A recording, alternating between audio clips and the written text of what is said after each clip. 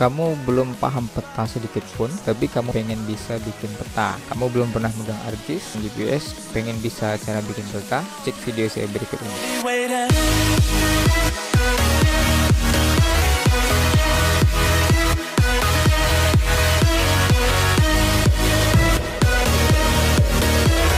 Assalamualaikum warahmatullahi wabarakatuh. Oke, kali ini kita akan membahas tentang 9 hal agar cepat mahir ArcGIS dasar. 9 hal ini penting bagi teman-teman yang belum pernah memegang ArcGIS sekalipun, GPS, dan belum mengenal peta sekalipun juga bisa mempelajari ini. Sekalipun teman-teman tidak ada background geografi atau belajar pemetaan sebelumnya ya. Oke, untuk nggak memperpanjang cerita, langsung aja kita masuk ke yang pertama. Yang pertama harus teman-teman pelajari adalah belajar membaca peta. Membaca peta ini terbagi ke dalam 4 bagian. Yang pertama, teman-teman harus memahami fungsi, maksud, dan tujuan komponen dari peta. Maksudnya adalah seperti ini. Misalnya kita coba buka satu peta. Oke, di sini saya sudah ada sebuah peta yang akan kita pelajari, sebuah contoh peta. Peta ini formatnya A0 ya. Kita ambil sampel saja. Pertama-tama yang harus kita pahami adalah fungsi, maksud, tujuan komponen-komponen peta. Kita bisa mempelajari ini selama 3 hari berturut-turut. Kita ulang-ulang terus ya. Kita memahami komponen-komponennya, misalnya seperti judul, skala, mata angin, informasi tambahan, kemudian legenda, kemudian dasar pembuatan, sumber. Nah, ini peta situasi, ini penanda tanganan, kemudian ini lokasi, dan sistem grid, membaca grid ya. Nah, langsung kita bedah satu persatu. Nah, di sini ada peta zonasi SPTM 1 zonasi berut. Nah, ini adalah judul peta. Biasanya dengan layout yang landscape berada di sebelah kanan atas dan diperinci dengan kabupaten, lokasinya, dan provinsi Sumatera Barat misalnya. Nah ini disebut dengan judul. Di bawahnya tersedia skala angka, yang mana artinya skala di peta ini ditampilkan dalam bentuk angka, dan yang di bawah ini adalah dalam bentuk bar, namun artinya sama. Nah, cara membacanya adalah skala 1:200.000. Artinya di sini 1 adalah 1 cm di peta, 200.000 adalah 200.000 cm di lapangan.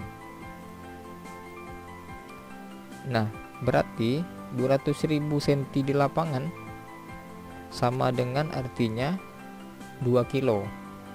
2 kilo di lapangan ya. Nah, berarti 1 cm di peta ini sama dengan 2 kilo di lapangan. Nah, kita misalkan saja seperti ini ya. Kita lihat di sini. Nah, di sini. Misalkan di sini dari titik ini ke titik ini adalah 1 cm.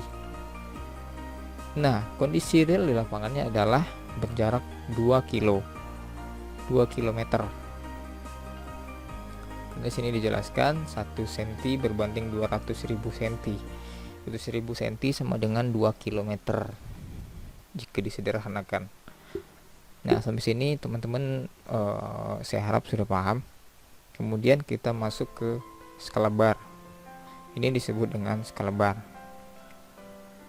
Nah, skala bar ini cara membacanya adalah di sini 0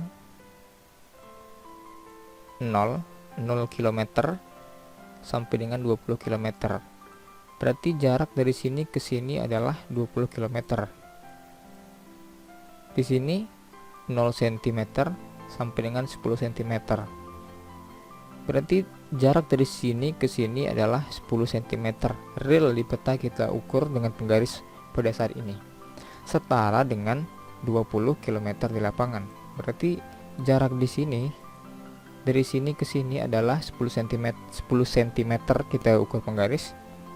Namun di lapangannya adalah setara dengan 20 km. Ya, sama dengan yang di sini tadi, 1 cm berbanding 2 kilo. Kalau di sini 10 cm berbanding 20 kilo. Ya, kalau disederhanakan balik lagi 1 cm berbanding 2 kilo. Nah, begitu cara membacanya. Nah, selanjutnya di bawah ada U yang artinya adalah utara. Ini adalah mata angin menunjuk arah. Setiap peta pasti arahnya ke utara. Ke atas ini adalah utara, ke bawah adalah selatan, kiri barat, dan kanan timur. Tidak ada peta yang di atasnya barat. Saya rasa nggak ada orang yang buat seperti itu. Oke, next. Di bawahnya ada informasi peta. Nah, di sini disebutkan datumnya menggunakan WGS 1984 pada saat pembuatan peta. Kemudian sistem grid yang ada di peta ini adalah grid geografi dan grid UTM. Sini kita baca. Sistem grid dari peta ini adalah geografi dan UTM. Grid geografi dengan interval 20 menit. Coba kita lihat, katanya interval 20 menit. Ini adalah grid, kita jauhkan. Nah, ini adalah koordinat grid. Yang petak-petak ini disebut dengan grid. Yang ini menggunakan koordinat geografi, dan yang bawah dan kanan menggunakan UTM. Untuk geografi tadi katanya 20 menit.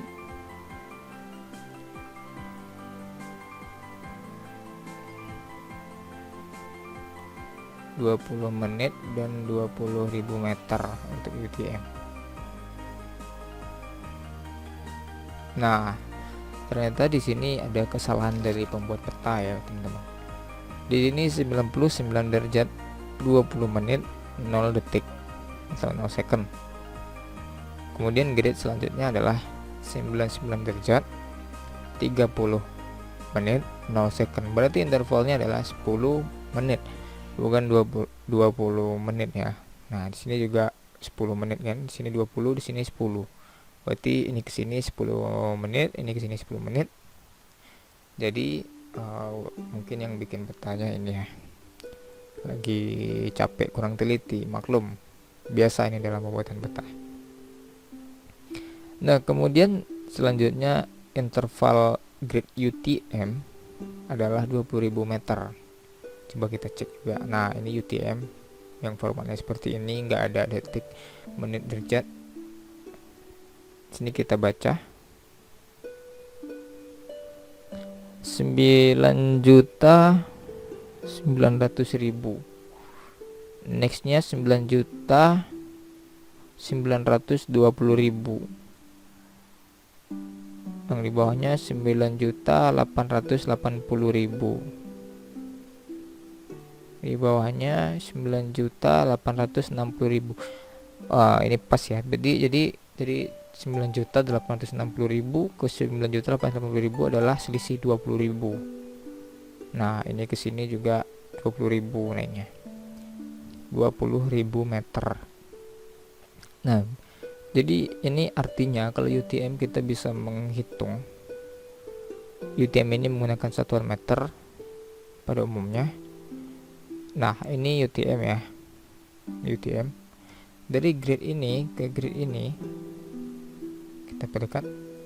Grid ini jaraknya adalah 20.000 meter atau 20 kilo. 20.000 meter kan 20 kilo kan ya. Nah, jadi jarak dari sini ke sini adalah 20 kilo. Segini.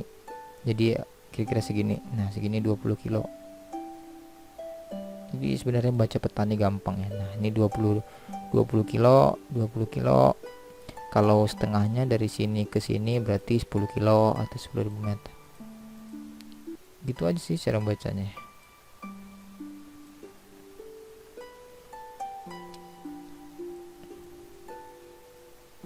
Nah, kemudian kita lanjut ke proyeksi. Nah, proyeksi yang digunakan oleh peta ini adalah WGS 1984 UTM zona 47S. Nah, untuk pembagian zona ini disetting oleh yang bikin peta. Dari mana datangnya 47S? Nah, di sini kita bisa lihat. Nah, ini adalah pembagian zona di dunia ya. Tadi itu petanya di Mentawai. Nah, di Mentawai yang ini ya. Ini bisa terlihat di sini.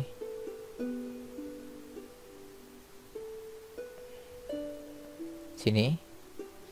Jadi kalau di sini itu masuk ke dalam 47. Nah, kelihatan kan ya? 47. Dan di sini adalah garis khatulistiwa terlihat 0. Nah, kalau di bawah garis khatulistiwa berarti OS. Kalau bisa dibilang selatan ya. Nah, kalau di atas ini utara N ya. Berarti kalau udah di atas Mentawai itu 47N, yang di bawah 47S. Nah, yang di kanan ini 48N, 48S. Yang di sini 49 ya. 49N, 49S. Nah, begitu seterusnya. Jadi sebelum bikin peta kita harus membaca itu dulu ya, pembagian zona. Bisa teman-teman cek di Google. Oke, next. Di sini ada informasi umum pembagian zonasi. Ini merupakan legenda. Legenda ini kita gunakan untuk membaca peta itu sendiri. Peta di sini. Di sini diberitahu yang simbol seperti ini adalah sungai dan anak sungai berwarna biru. Coba kita lihat. Nah, ini adalah sungai. Nah, ini sungai, anak sungai. Next, kita lihat lagi. Ada garis pantai. Ini jalan utama dan jalan lainnya yang warna merah.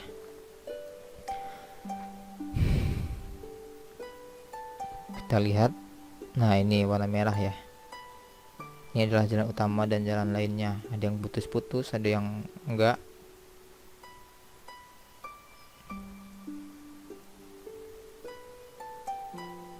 Sampai ke bawah ada pemukiman, batas zonasi dan segala macam. Kemudian ada pembagian zonasi. Ini lokal misalnya. Lokal ini maksudnya tergantung tema dari petanya. Nah, yang di sini diberitahu berwarna merah, arsiran merah merupakan zona inti. Abu-abu zona khusus. Coba kita lihat. Nah, ini. Yang merah ini berarti zona inti, yang ini zona khusus, yang ini zona tradisional tadi ya di legendanya. Nah, begitu aja cara membaca petanya, gampang ya. Kemudian kita bisa menambahkan informasi tambahan seperti tabel, grafik, daftar koordinat dan semacamnya kalau masih ada slot yang kosong di sini, tapi ini tidak wajib. Nah, ini adalah di bawahnya ada dasar pembuatan. Di sini dibunyikan Perdirjen Planologi Kehutanan nomor sekian-sekian tentang petunjuk teknis penggambaran dan penyajian peta. Jadi dasar pembuatan peta ini adalah mengacu pada peraturan ini. Artinya ya, mulai dari simbolnya, jenis susunan layoutnya. Kemudian di bawah dibunyikan ada sumber peta.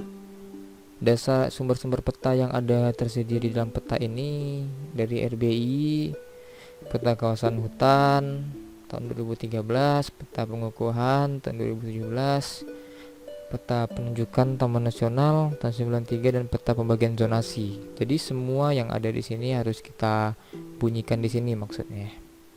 Dari mana sumber datanya, entah itu kita bikin sendiri, entah dari lapangan.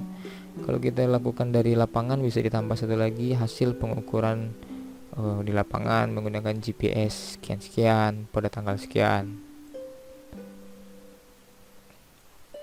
Kemudian ada dia menyebutkan catatan batas-batas yang terdapat pada peta tidak dapat dijadikan sebagai acuan. Nah, dia nggak bertanggung jawab ya batas-batas ini jadi acuan, karena ini bukan peta tata batas. Nah, kemudian di bawah ini ada peta situasi.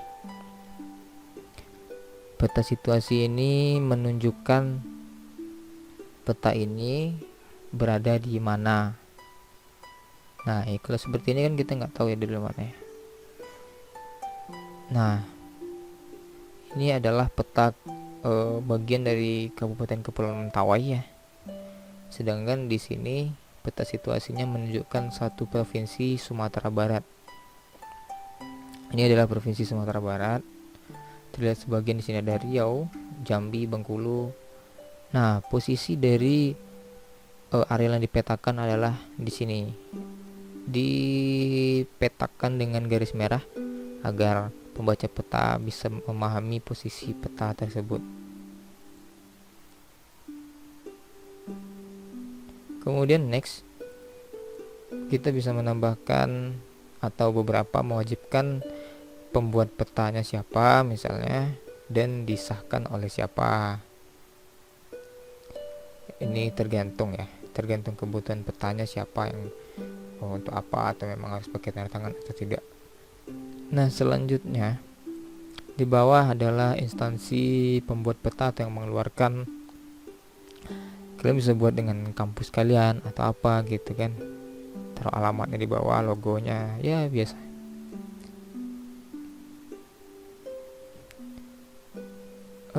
Nah, barangkali itu aja ya dari fungsi, maksud, tujuan komponen peta. Nah, kita bisa ngulang-ulangi terus, rajin-rajin membaca peta yang ada di dinding kantor, dinding kampus, dinding ya peta yang ada aja lah pokoknya yang dibaca. Nah, selanjutnya adalah membaca koordinat atau mengkonversi desimal ke desimal derajat atau sebaliknya. Nah, di sini yang kita butuhkan adalah contoh koordinat. Ini ada koordinat geografis dan kalkulator, kemudian pena, atau di Microsoft Excel juga bisa bagi yang udah pro. Nah, di sini kita ambil satu contoh koordinat.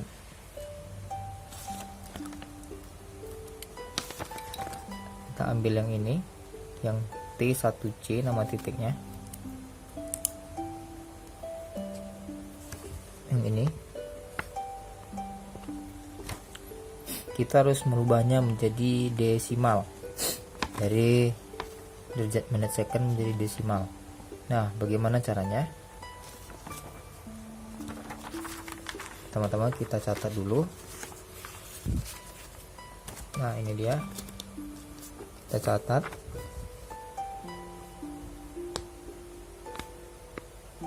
Seratus derajat 21 menit 6,576 detik.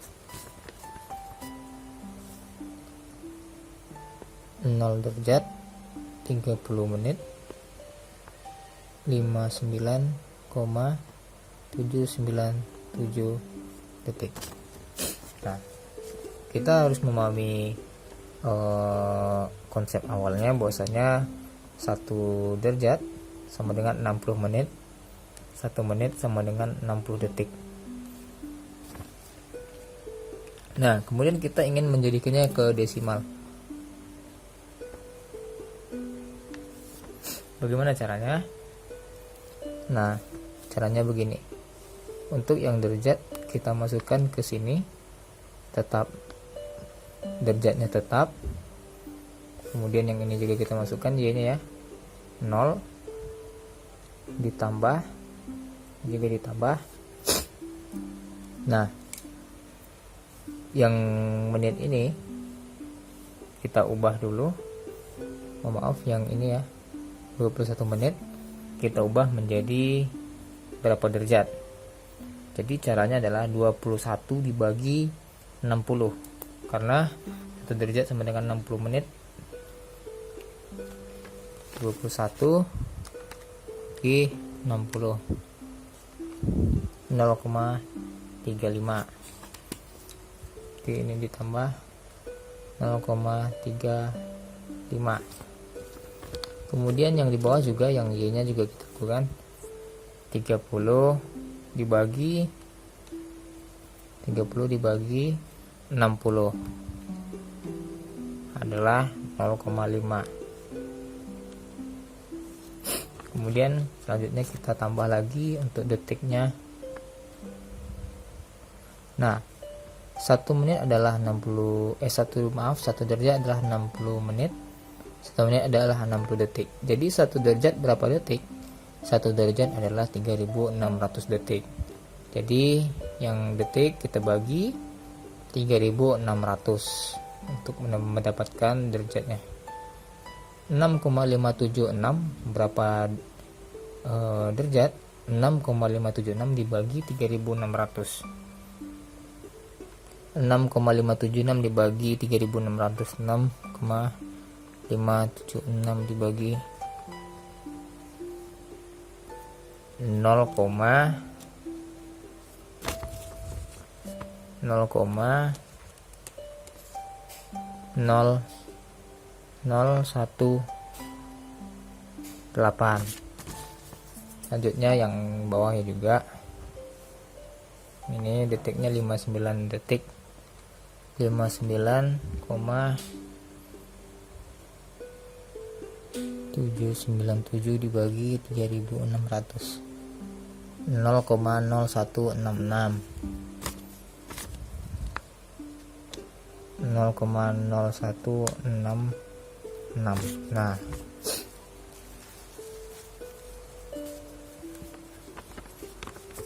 kemudian kita jumlahkan semuanya.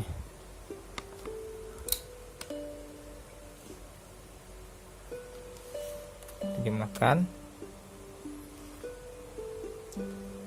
100 ditambah 0,35 ditambah 0,0018 sama dengan 100,3518.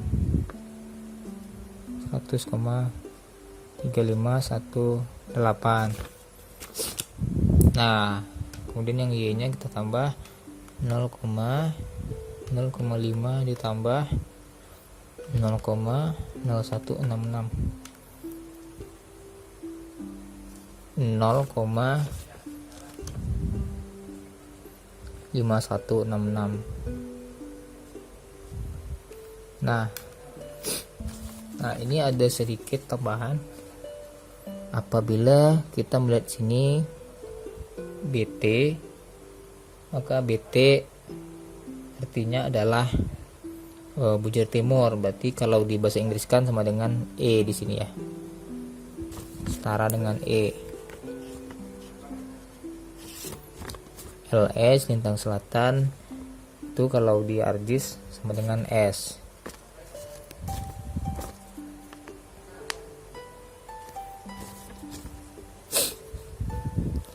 Oke, kalau S lintang selatan berarti posisinya berada di bawah garis khatulistiwa. Nah, kalau di bawah khatulistiwa berarti kalau di desimalnya kita tambahkan min. Kalau dia N berarti dia utara, di atas khatulistiwa, tidak perlu pakai min di sini ya. Di desimal ini ya. Jadi karena ini S di bawah garis, kita tambahin min. Ini sangat penting ya. Nah, kawan-kawan kalau mau menginput di ArcGIS nanti secara manual, kalau kita nggak tambahin min, yang tadinya petanya di sini, ini garis khatulistiwa ya, aturan petanya di sini, jadinya di sini, cukup fatal. Nah, oke, sampai sini kawan-kawan bisa paham cara menconvert dari derajat menit second menjadi desimal. Oke, ini kawan ulangi selama seminggu, bisa coba, ada banyak koordinat sampai di bawah kalau mau nyoba. Nah, selanjutnya kita mau memutar balik koordinat desimal kita ubah menjadi derajat menit second. Nah, caranya begini.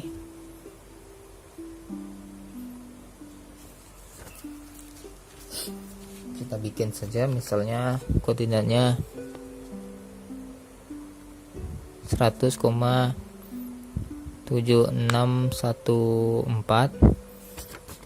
kemudian y nya misalnya 0,613. Nah, nggak pakai min ya, kita cobanya nggak pakai min. Nah, gimana caranya merubahnya, mengkonvertnya? Pertama kita ambil dulu derajatnya, sudah pasti yang ini dan yang ini. 100 derajat 0 derajat ditambah. Nah, 4 angka yang ada di belakang koma ini, atau semua angka yang ada di setelah koma ini, kita kalikan 60.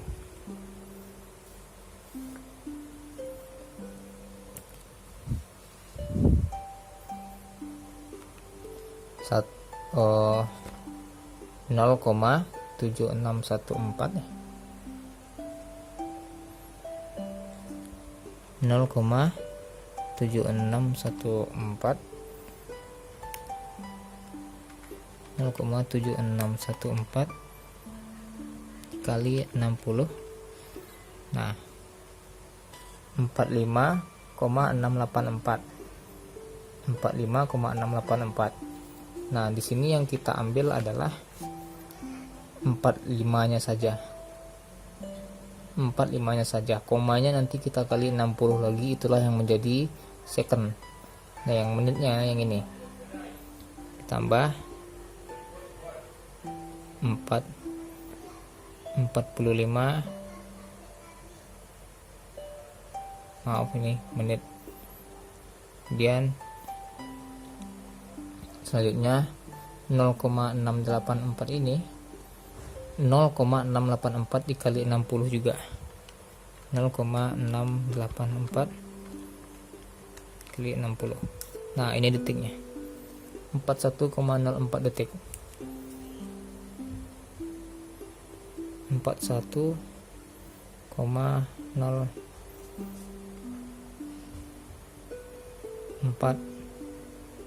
detik.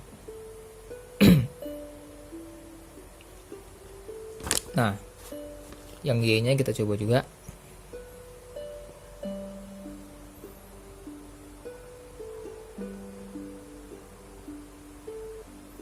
Yang y nya di sini 0,6613. 0,6613 kita kali 60. Nah, kita ketemu di sini 39 menit. 39 aja kita ambil ya. 39 menit. Nah, sisanya ini adalah second. 0,678. Kita hitung 0,678 dikali 60. Nah, ini dia 40,68 second. 40,68 second. Nah, jadi hasilnya ini 100 derajat 45 menit 41,04 second. 0 derajat 39 menit 40,68 second.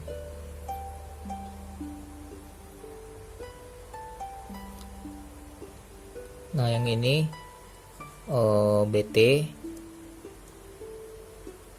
Ini pada umumnya selalu BT ya. Indonesia BT. Atau biasanya kalau di peta itu tulisannya adalah S. Yang di bawah ini adalah LS atau LU. Nah, untuk melihatnya kita tengok di sini tadi. Ini. Kalau di sini nggak ada min, berarti itu lintang utara. Kalau ada min, berarti itu lintang selatan. Karena ini nggak ada min, berarti ini lintang utara. LU atau N. Kalau lintang selatan berarti garing SS.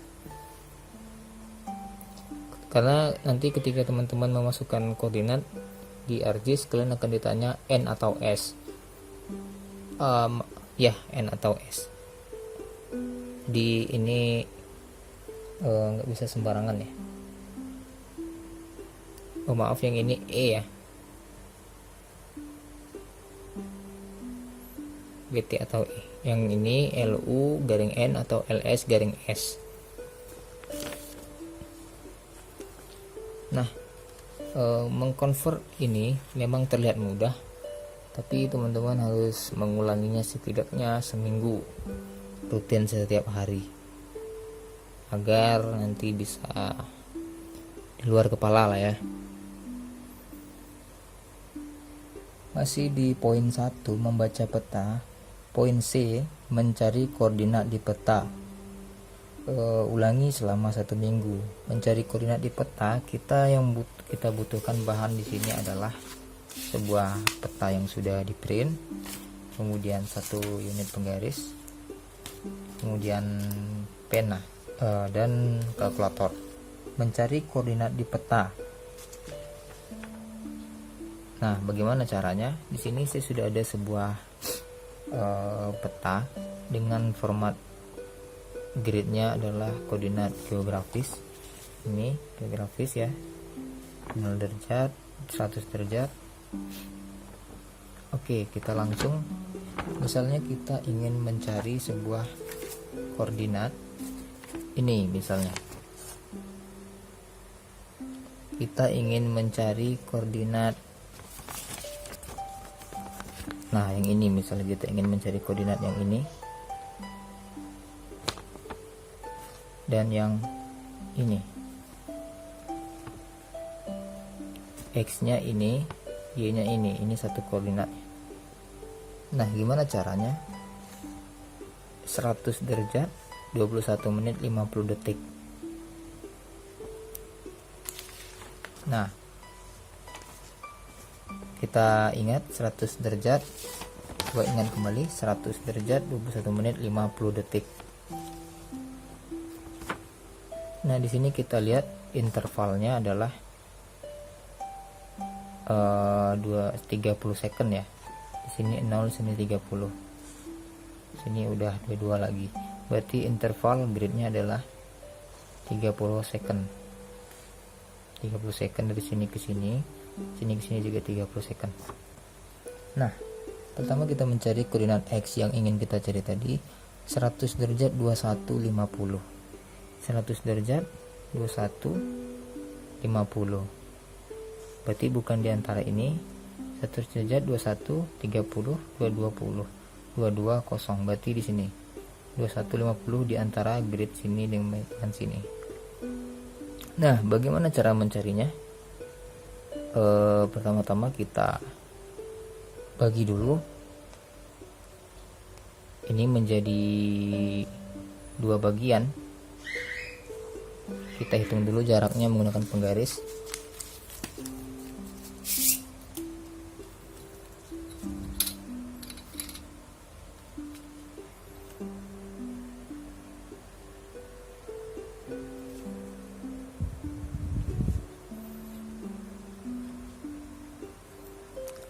Ini jaraknya hampir 6 cm.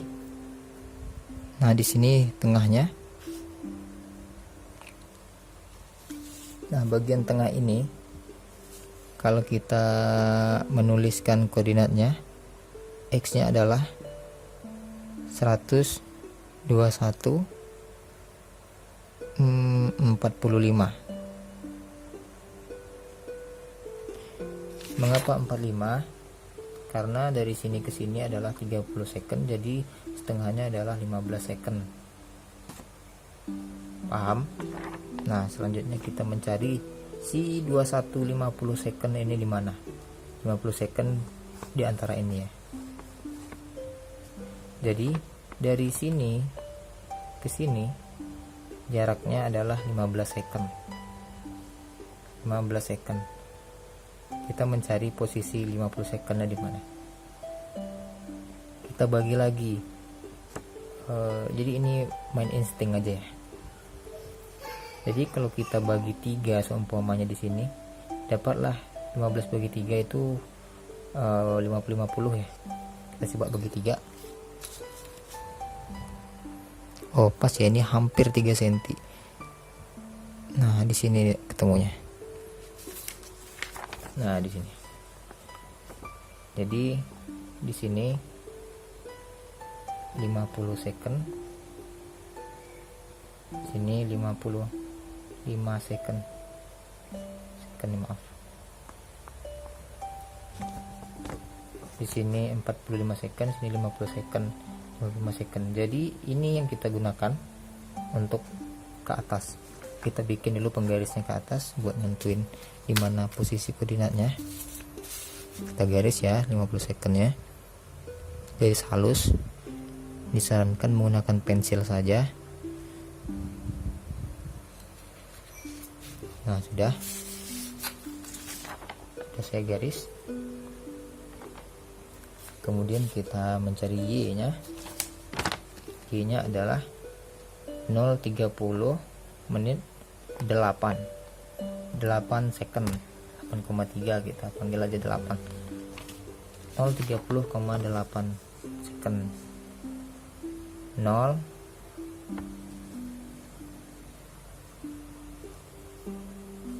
0,30 0,31. Nah berarti di sini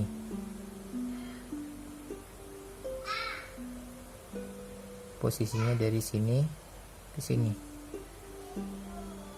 ini ke sini ya. Interval sini ke sini juga 30 second. Kita coba bedah dulu menjadi setengah.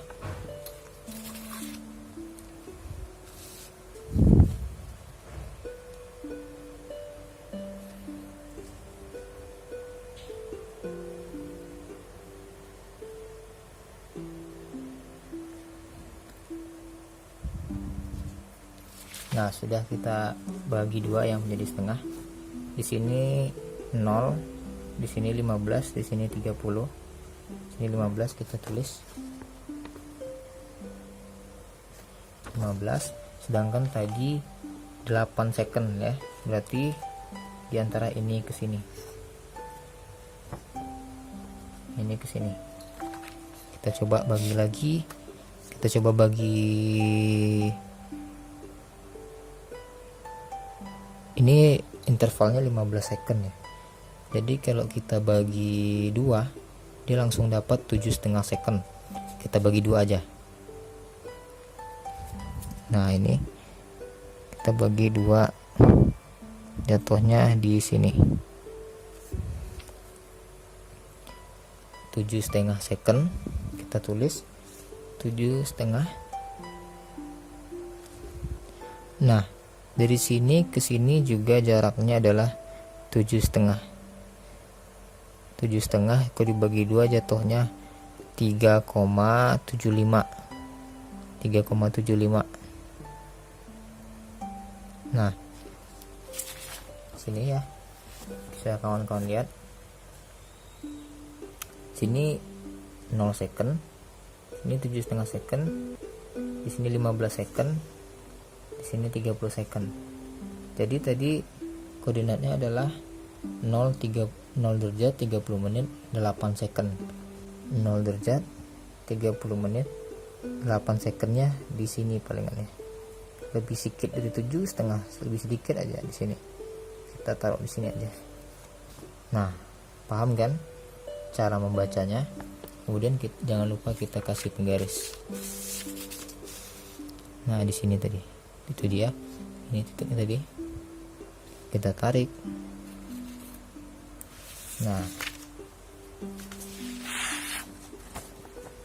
Nah, bisa teman-teman lihat garis X, garis Y, ini dia garis Y, ini X, titik temunya di sini.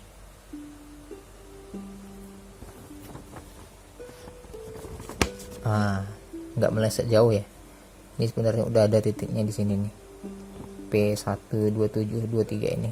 Cuman meleset dikit, maklum ya. Secara manual. Nah, itu dia cara mencarinya ya. Cara mencari suatu lokasi menggunakan titik koordinat yang ada. Jadi cara ini merupakan cara yang lawas, jadul atau manual, tapi ini sangat penting kawan pahami sebelum masuk ke pembuatan peta digital. Soalnya kita nggak tahu, kita nggak akan selalu harus bergantung dengan peta digital, ArcGIS atau semacamnya. Kita harus memahami dulu konsep dasarnya ya. Nah, begitulah cara mencarinya, mencari suatu titik secara manual di peta yang ada, apa adanya. Kemudian poin D, kita menentukan koordinat di peta. Ulangi juga selama 1 minggu. Nah, maksudnya di sini adalah kita, misalnya kita ingin tahu koordinat dari peta di sini. Nah, misalnya kita tunjuk saja yang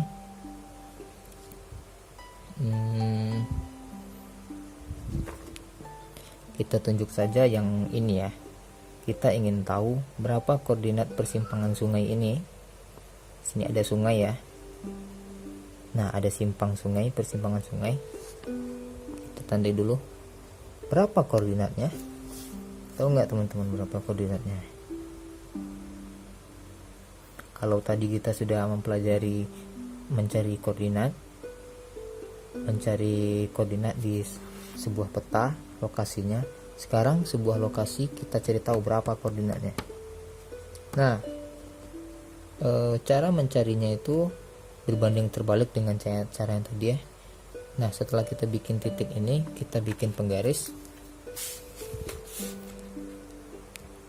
Kita bikin garis lurus ke bawah saja. Nah, yang sini ya, kita perlu mencari di sini nanti, kemudian ke samping.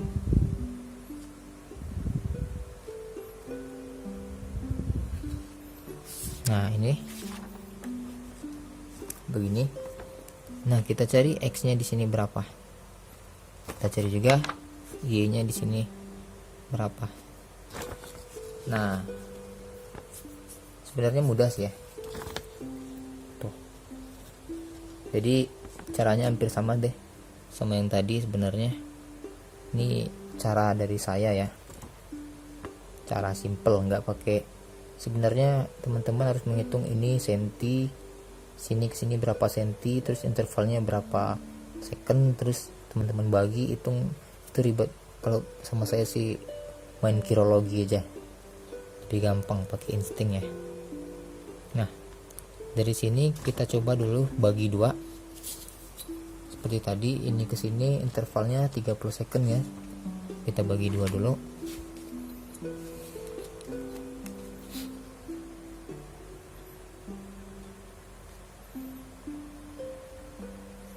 Nah, sudah kita bagi 2 ya. Di sini 15. Kemudian ini kita bagi 2 lagi, dari 15 ke 30.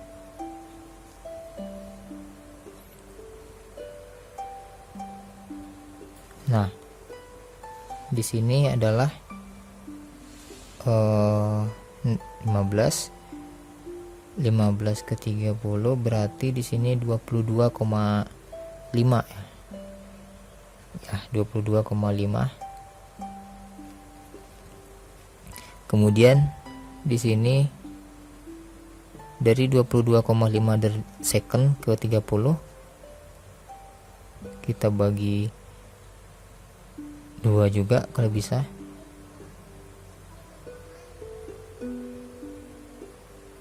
Ini lebih sedikit ya. Berapa sih? 30 ke 22,5 itu kan 7,5. Jadi 22,5 ditambah 7,5 second. Oh, maaf. 7,5 bagi 2 ini 7,5 bagi 2, 7,5 dibagi 2. Nah, 3,75 ditambah 22,5. 26,25.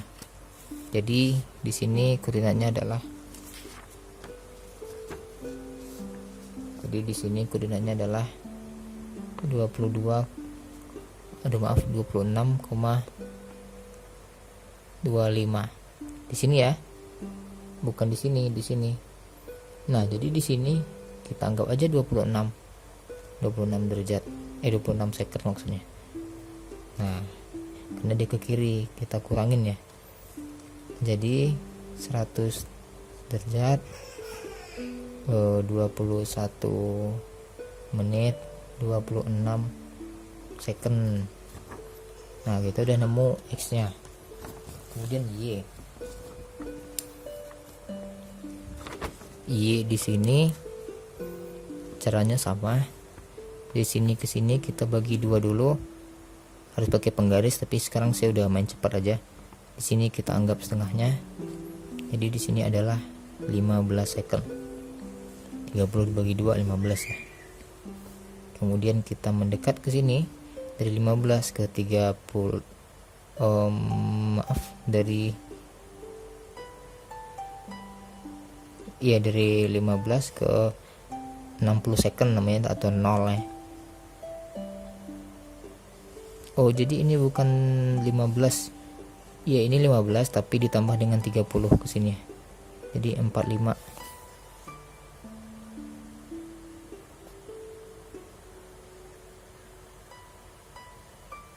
Sini 45 second. 30 tambah 15 45 second. Berbeda dengan yang ini posisinya dari 0 ke 30, 0 ditambah 15 ya 15. Lalu di sini dari 30 startnya tambah 15 jadinya 45. Nah, 45. Kemudian karena titiknya di sini, kita bermainnya di sini. Nah, kita bagi 2 di sini. Berarti ini 7,5 second ya. 7,5 second ditambah 45 sama dengan 52,5. Di sini koordinatnya adalah 0 derajat 30 menit 52,5 second. Kita turun lagi ke sini. Kita bagi 2 di sini. Ini ke sini bagi 2-nya di sini. Nah, jadi sini ke sini selisihnya adalah 7,5 second. 7,5 second dibagi 2 adalah 3,75. Jadi 45 ditambah 3,75 sama dengan 48,75. Sedangkan dia masih kurangin lagi ke sini. Nah, atau kita anggap aja langsung 48 di sini ya. 48 atau 47, sekian. Itu kita taruh aja 48. Jadi di sini koordinatnya adalah 0 derajat 30 menit 48 second. Tuh. Jadi koordinat dari titik ini adalah 100 derajat 21 menit 26 second, 0 derajat 30 menit 48 second. Nah, begitu caranya. Ini mungkin teman-teman ada yang bingung, silahkan ngulang-ulang videonya, diamati. Mohon maaf kalau kurang jelas, tapi bagi yang sudah paham mungkin ini dianggap sepele ya, tapi ini sangat penting. Saya menganggap ini sangat penting. Terkadang kita di kantor atau di mana punya sebuah koordinat, langsung aja minta tolong sama yang ahli peta, tolong masukin di ArcGIS. Padahal sebenarnya kita bisa mencari dengan cara ini. Si titik ini posisinya di mana? Kita bisa melakukan dengan cara manual ini. Oke, cara ini bisa teman lakukan selama 1 minggu, teman-teman pelajari paling tidak, agar terus teringat di kepala. Oke, next.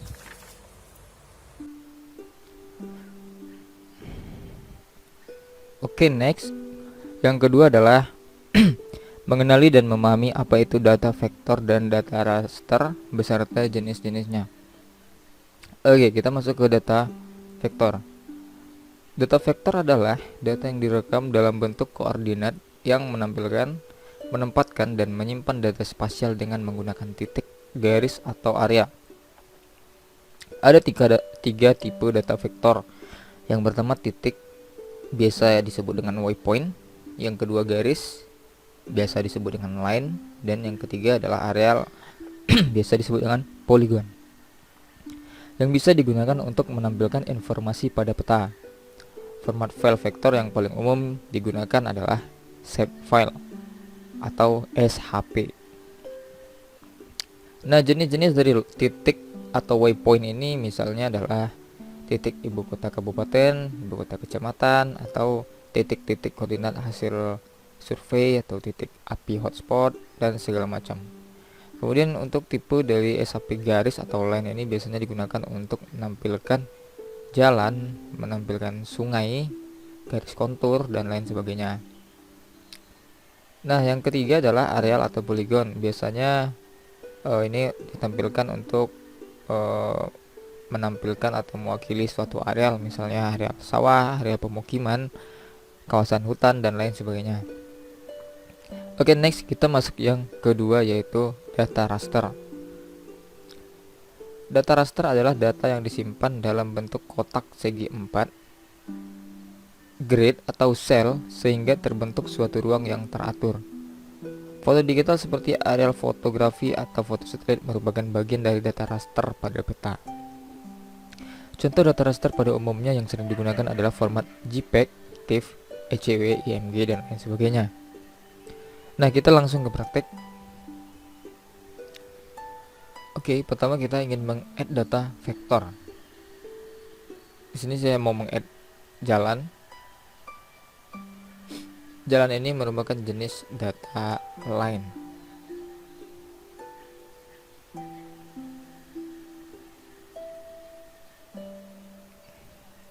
Kemudian saya ingin meng-add jenis data waypoint. Nah, ini waypoint yang titik. Kemudian saya ingin meng-add jenis data land use. Nah, ini land use ya, polygon. Nah, data vektor ini disebut vektor dikarenakan apabila kita zoom, dia tidak akan pernah pecah atau habis-habisnya, tetap sehalus benang. Kita coba zoom di sini, jalan dengan skala 5000. Kita zoom skala 200, skala 80, skala 30, tidak ada habisnya ya. Begitu juga dengan waypoint. Nah, itulah yang disebut dengan data vektor.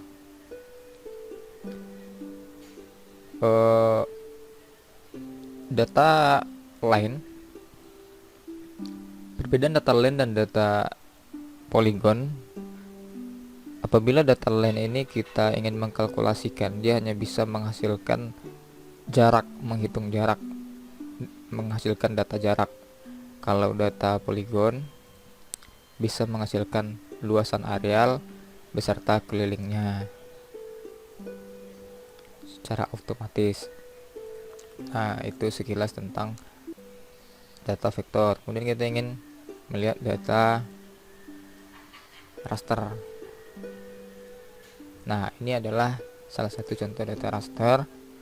Datanya berformat ECW. Ini merupakan citra satelit yang saya download dari Saspanet dengan resolusi 0,5 meter. Nah, dimana gridnya itu, grid yang disebutkan dalam penjelasan tadi.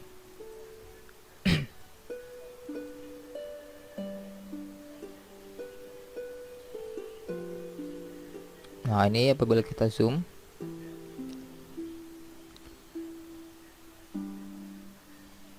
skala 2500, skala 800, kita zoom terus. Nah, pada akhirnya akan membentuk sel-sel atau grid-grid petak-petak ini ya. Inilah yang disebut dengan data raster. Nah, setiap dari grid ini mempunyai resolusi. Nah, terlihat 0,6 meter. Jadi Citra Satellite ini resolusinya 0,6 meter per 1 gridnya.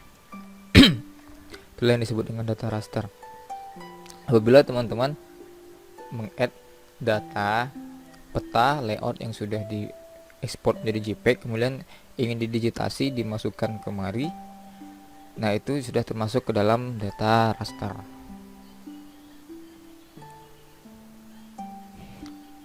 Oke, next yang 3, kita mulai membahas tentang ArcGIS. Kita mulai membuka ArcGIS. Nah, sebelum memulai ArcGIS, teman-teman harus menginstal ArcGIS terlebih dahulu. Bisa dilihat tutorialnya banyak di YouTube. Bagaimana cara menginstal ArcGIS ya. Saya tidak ada membuat videonya karena saya sarankan yang berbayar. Tapi kalau mau yang gratisan ada banyak tutorialnya di YouTube. Nah, pertama-tama kita buka setelah menginstalnya ini ArcMap ini. Hal yang ketiga ini yang dibahas adalah meng-add data SHP dari kopian teman atau di download. Yang jelas kita belajar meng-add data saja dulu terlebih dahulu. Nah, sini tampilan awal ArcGIS. Sini ada table of content sebelah kiri. Kita di sini ada susunannya list by drawing order, list by source, list by visibility. Kita gunakan yang list by drawing order, jangan lupa. Nah, klik kanan di layar, pilih data. Nah, untuk awal teman-teman harus mengklik connect to folder dulu, mencari di mana file SHP yang sudah teman-teman miliki, download atau dari teman. Cari posisinya di mana.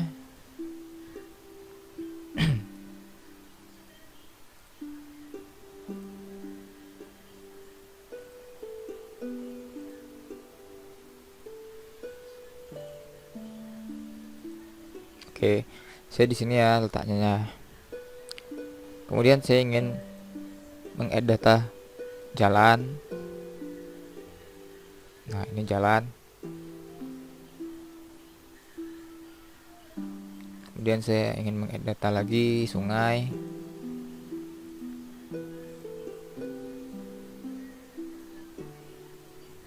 Oh, error ya. Yang lain dulu. Saya ingin data place. Saya ingin meng-add data rel kereta api.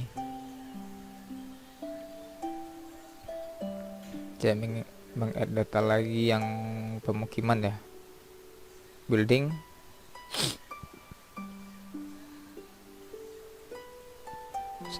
Saya meng-add data batas kabupaten.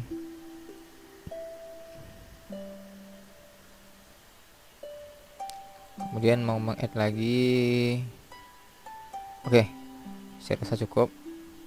Nah, data OSM ini atau RB ini bisa di-download ya secara gratis. Teman-teman ingin mendownload, ada tutorial videonya di list, bisa cek atau nanti saya lampirkan di deskripsi. Gratis ya. Nah, lakukan add data ini selama 3 hari atau 1 minggu, rutin meng-add saja. Maaf sebentar, saya add dulu sungai. Nah, ini sungai. Kemudian kita mengatur simbologinya yang keempat ya, yang keempat. Mengatur simbologinya maksudnya mengatur warnanya ya. Mengatur warnanya. Nah, cara mengatur warnanya misalnya di place ini kita ingin mengganti tampilan titik-titik ini menjadi sesuatu yang lain. Kita klik di sini 2 kali place-nya. Nah, pilih di layar properties ini, kita pilih tab simbologi. Nah, simbol ini klik. Nah, di sini ada banyak simbol. Tinggal dipilih, misalnya kita mau pilih yang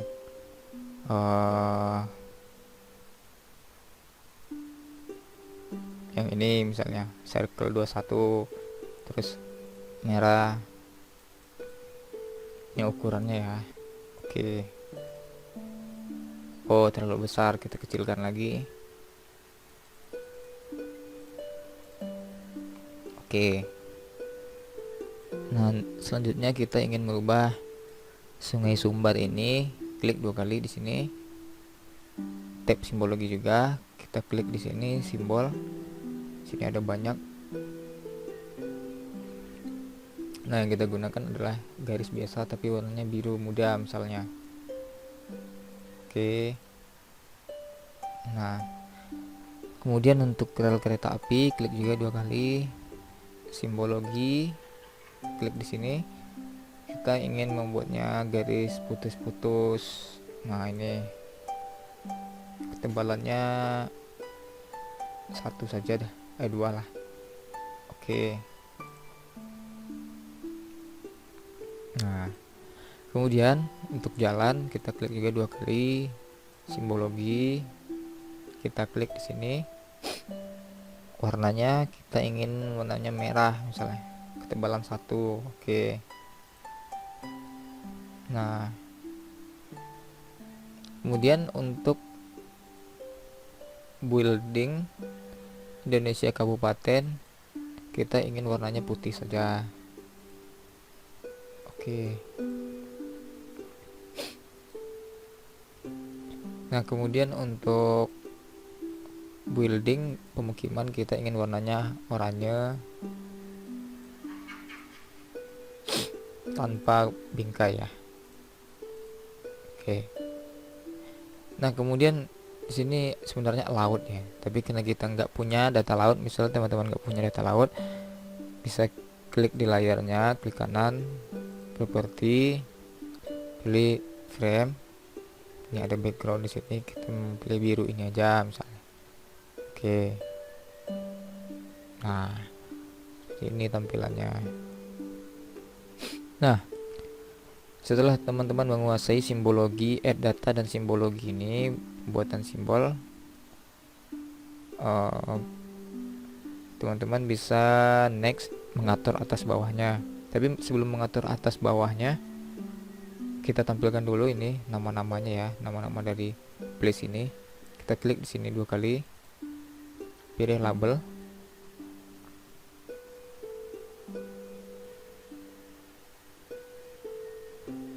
Klik di sini label feature in this layer. Kemudian ini tetap pada posisi name ya.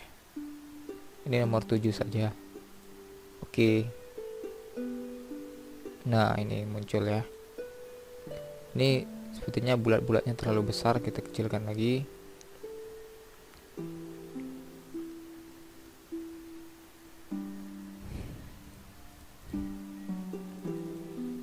Nomor 7 saja. Nah, oke. Nah, mudah bukan? Oke, next.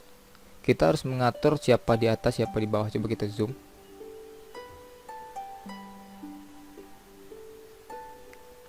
Saat ini jalan berada di atas. Sungai berada di atas jalan ya. Kemudian rel kereta api. Rel kereta api berada di bawah sungai. Nah, kita perhatikan di sini. Kita menggunakan logika saja di sini ya. Batas kabupaten atau background kabupaten itu harus berada di bawah. Nah, itu. Jadi pemukimannya jadi naik di atas ya. Ini nalar kita aja. Kemudian di atas pemukiman jalan. Tapi jalan ini harusnya berada di atas sungai. Misalnya jembatan itu kan jalan ya, jembatan itu jalan. Di bawah jembatan itu ada sungai, berarti jembatannya di atas, jalannya di atas, atau sungainya kita tarik ke bawah seperti ini. Nah, itu. Kemudian rel ini berada di atas jalan. Oke. Place paling atas. Nah, seperti ini.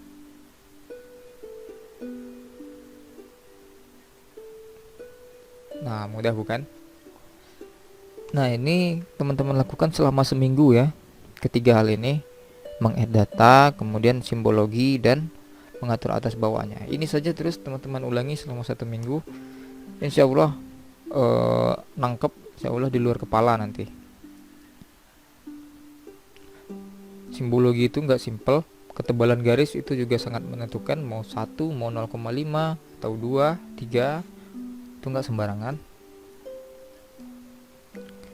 Oke, next. Selanjutnya adalah memasukkan titik koordinat atau membuat SHP baru. Memasukkan titik koordinat atau membuat SHP baru. Nah, misalnya kita mempunyai sebuah koordinat, kemudian kita ingin memasukkannya dan kita ingin tahu berada di mana misalnya. Nah, setelah kita punya SHP ini, kita simpan dulu.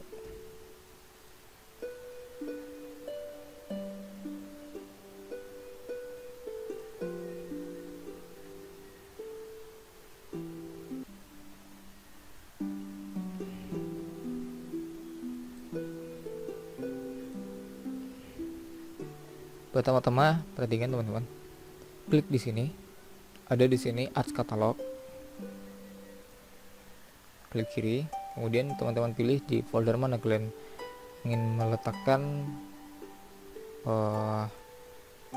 SHP tersebut. Saya memilih yang ini, klik kanan, foldernya New, Save File.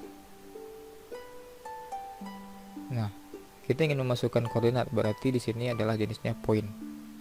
Kita ubah namanya belajar koordinat. Koordinat sistemnya kita gunakan WS 1984 saja. Oke.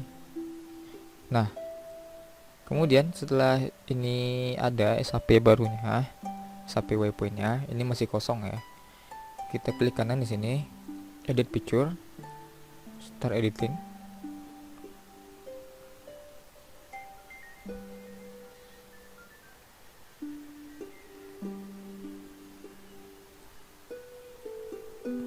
Oke, setelah start editing, kita klik yang di sini, create feature. Nah, kalau kawan-kawan belum ada create feature, klik kanan di sini, klik editor. Nah, pilih create feature. Kita klik yang ini. Nah, kemudian setelah seperti ini, kita klik kanan di mana saja, absolute X, Y. Kita ganti formatnya sesuai format yang ingin kita cari, derajat, menit, second.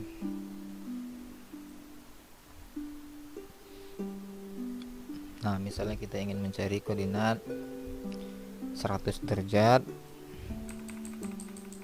11 menit 36,7, kemudian Y nya 0 derajat 30 menit 14,8 detik. Nah, setelah sudah, kita enter. Nah, ternyata di sini koordinatnya berada di Kabupaten Padang Pariaman, di pinggir rel kereta api, dekat rel kereta api ya.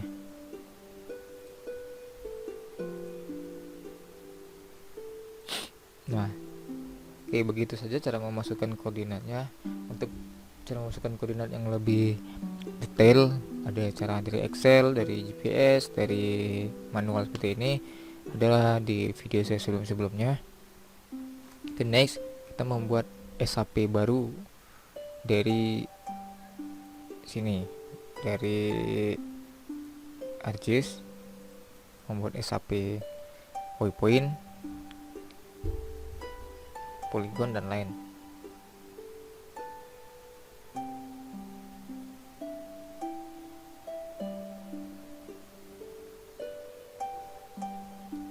Next, klik kanan di koordinat. Maaf, kita zoom dulu.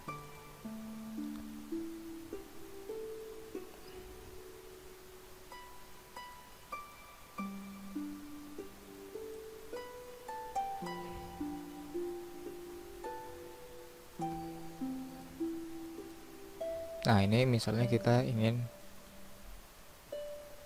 membuat sebuah project di sini ya.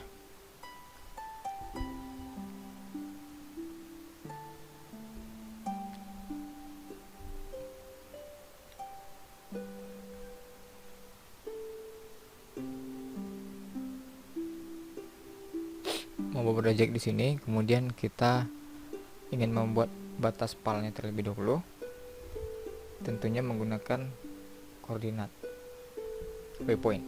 Klik kanan di sini, edit feature, start editing, klik belajar koordinat. Nah, kita buat batas-batas pancangnya, terserah sesuai kriteria arahan dari atasan kita, misalnya seperti ini misalnya.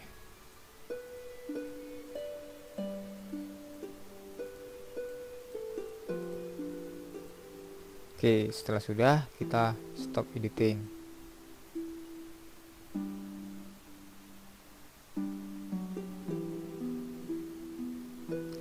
Kemudian kita ingin membuat poligon. Klik di sini as katalog. Di sini tempat folder tadi, new, save file. Kita buat belajar poligon.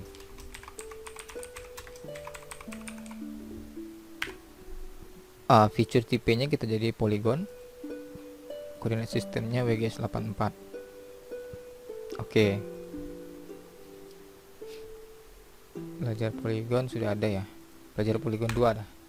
Oke. Nah, ini belajar poligon. Kita klik kanan di sini, edit feature, start editing.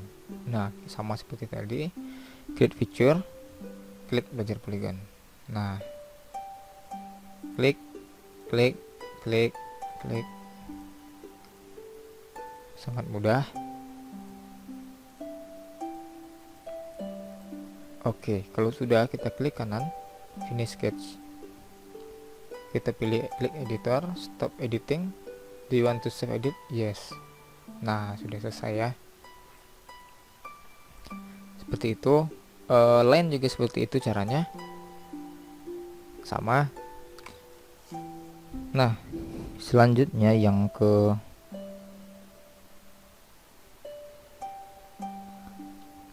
berapa lagi ya? Yang ke-6, tools editing SHP, clipping, merge, edit vertex, start editing, stop editing. Nah, selanjutnya kita ingin mengobrak-abrik SHP. Nah, pertama-tama kita lakukan adalah ya seperti tadi, start editing, stop editing saja. Kita ingin menghapus koordinat yang ini, karena yang ini aja kita udah cukup, yang ini nggak mau. Klik kanan belajar koordinat, edit feature, start editing.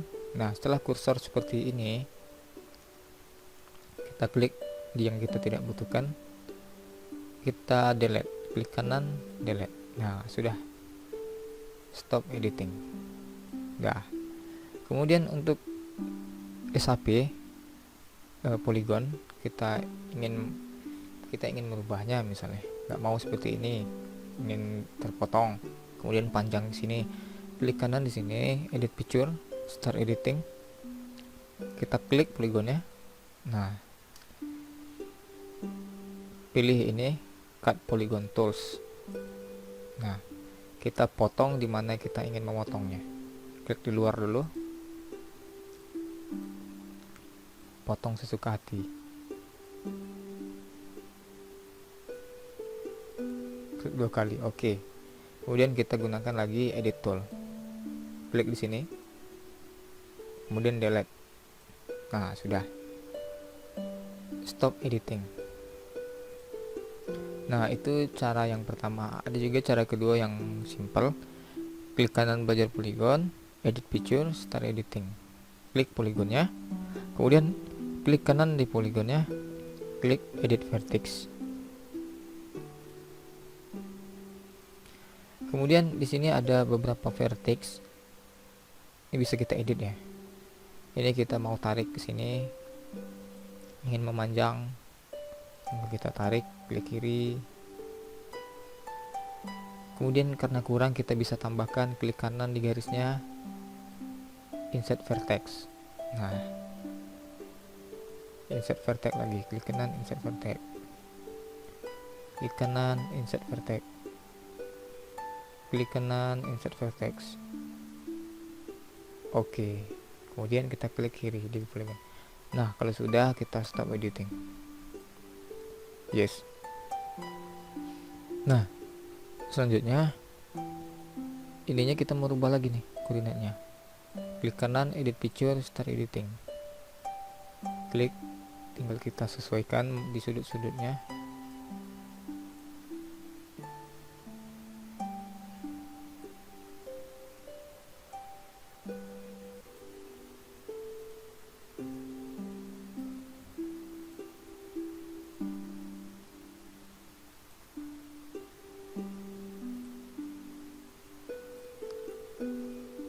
Oke, stop editing. Nah, simple ya. Nah, itu yang keenam. Kita sudah bisa mengobrak-abrik secara sederhana ya. Yang ketujuh, belajar mengolah atribut tabel secara dasar serta dapat menghitung jarak dan luas dari sebuah SHP. Oke. Di sini kita sudah punya sebuah poligon dan koordinat.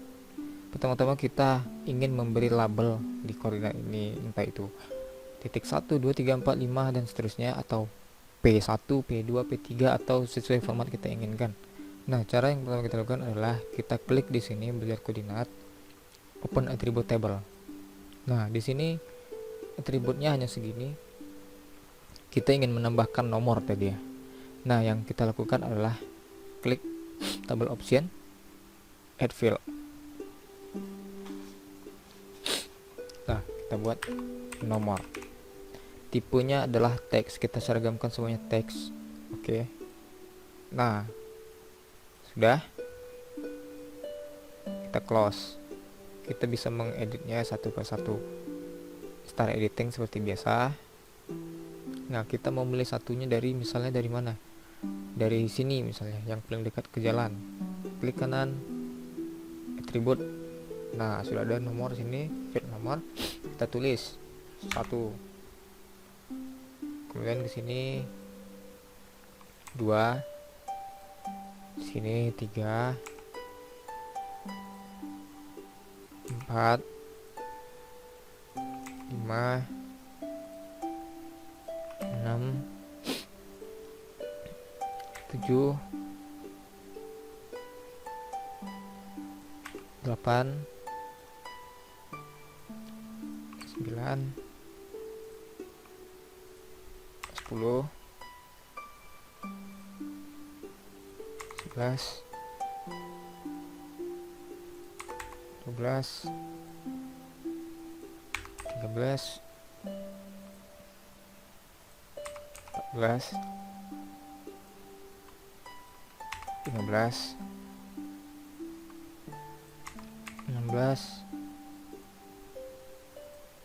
17, 18.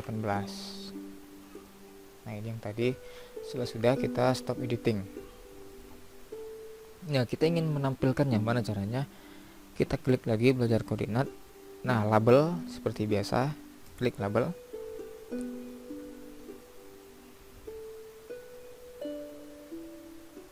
Nah, kita klik di sini label feature English layer. Label fieldnya kita ganti menjadi nomor yang sudah kita bikin tadi ya. Nah, apply. Oke, nah sudah muncul nomornya ya.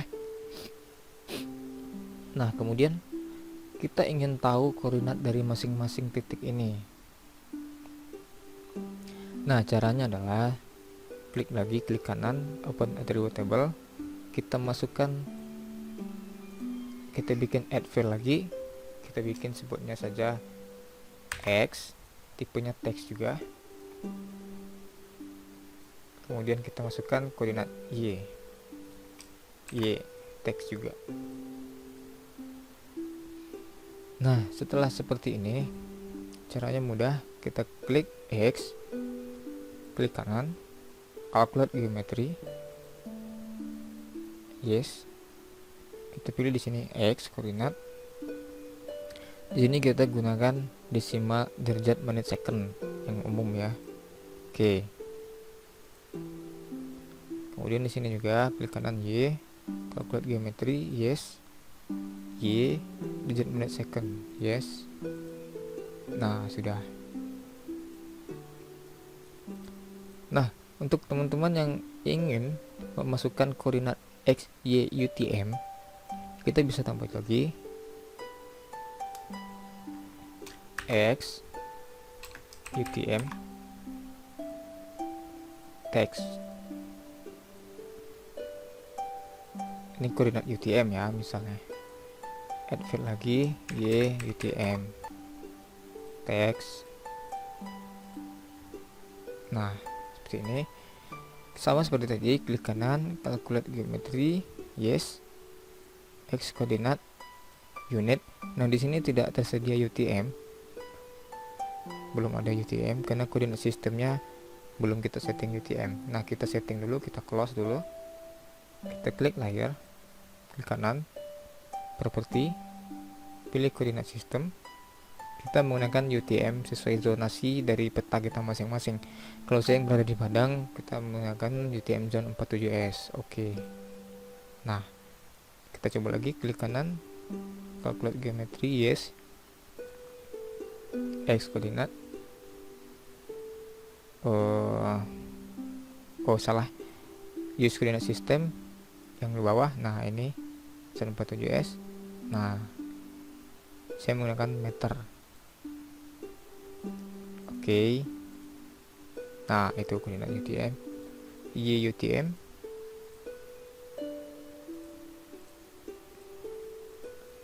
meter, yes. Nah, ini adalah koordinat UTM.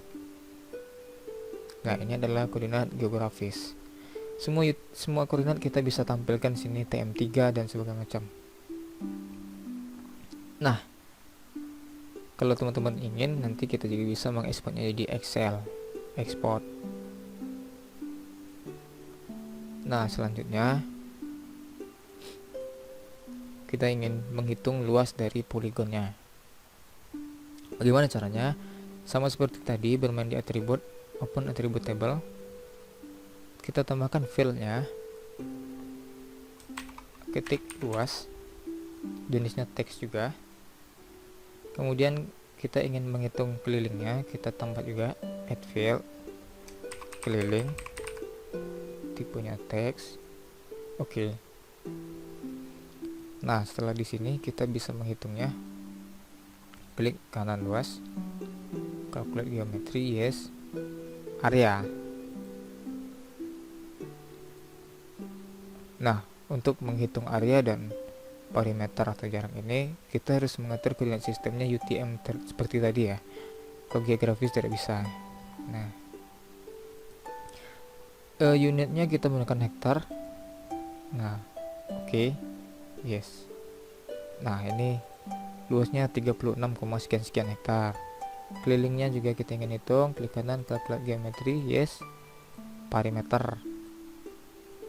Satuannya kita ingin buat meter, yes. Nah, untuk kita ingin merapikannya, kita klik kanan, edit picture, start editing. 36,60 hektar. Ini kelilingnya.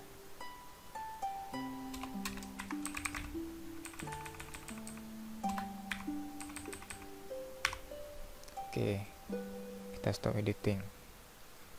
Jadi luasnya 36 hektar, kelilingnya 2400 sekian.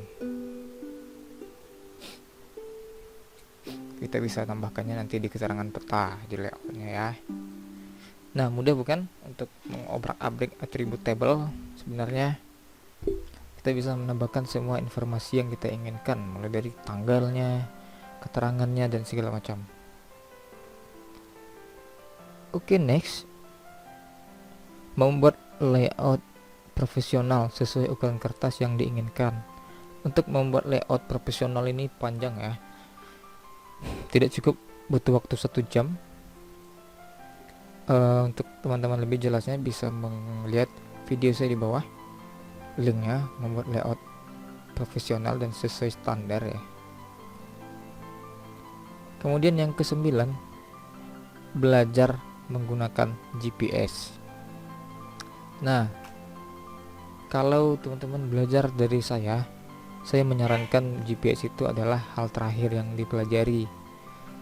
Karena memang menggunakan GPS itu kedengarannya mudah, hanya marking point, tracking, tinggal ngambil titik kemudian jalan. Sebenarnya tidak sesimpel itu ya. Misalnya teman-teman disuruh mengerjakan sebuah project dari bos, mengukur sebuah rencana areal, kemudian yang turun adalah orang-orang yang nggak bisa pemetaan tapi bisa mengambil titik dan tracking. Saya yakin 70%, 80% hasilnya akan hancur ketika kembali, karena mereka tidak memahami konsep dari pemetaan itu sendiri. Mereka hanya tahu ngambil poin, kemudian nge-track, tahu-tahu ada jurang, dia tidak tahu harus mengambil kebijakan seperti apa, dan hasilnya mungkin menyempit atau tidak temu gelang atau meluas. Padahal tadi rencana misalnya 50 hektar jadinya menjadi 21 hektar misalnya, karena dia hanya mencari jalan setapak dan dia tidak bisa membayangkan dia dalam kepalanya sesuai peta rencana kerja dan peta hasil dan bagaimana cara mengobrak-abriknya nanti setelah selesai.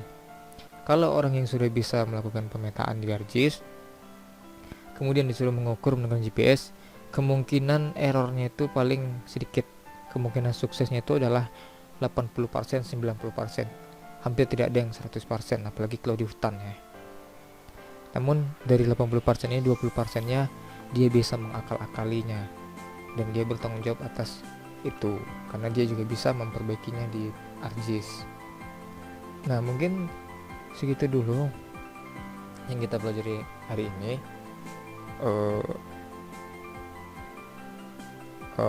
Semoga teman-teman cepat menguasainya. Tidak perlu, ini bisa untuk semuanya ya, semua kalangan, tidak perlu harus background geografi atau segala macam. Semoga sukses. Saya doakan semoga sukses.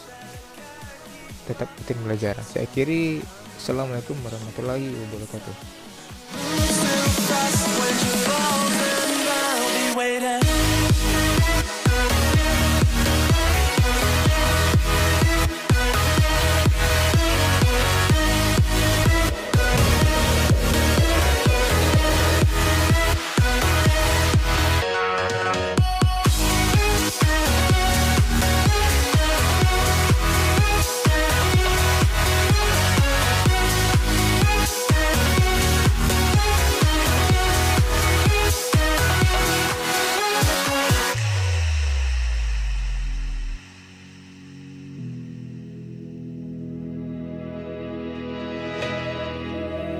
It's late and I'm